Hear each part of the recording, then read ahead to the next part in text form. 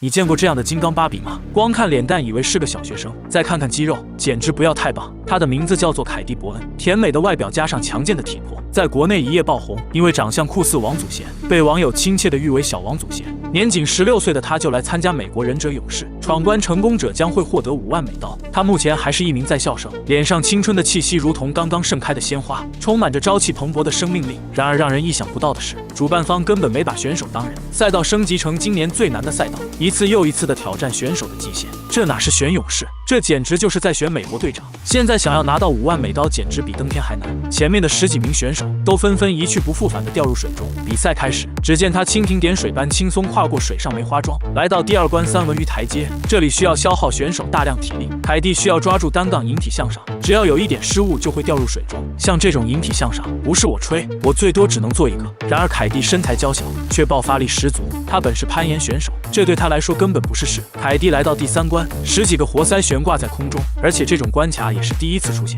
他要一个个爬过去。现在他只能麻醉自己，这是在抓住5万刀，能有这样的臂力，轻松拿下像我2个这样的根本不在话下。然而最后一个活塞必须用全身力气荡过去，只要一不小心手滑就会掉入水中。现在来到最难的一关，至于有多难，那就接着往下看。这关需要跳上去，然后紧紧地抱住大摆锤，只要有一些失误就会掉下水中。可是在跳上去时，由于大摆锤太滑，他只用几个手指扣住，支撑住整个身体。然后他接下来的操作让在场吃瓜群众技惊四座，他竟然松开左手，用腿部力量紧紧夹住大摆锤，随后爬了上去，感觉地球的吸引力对他起不了作用。现场的观众不由得帮他呐喊起来。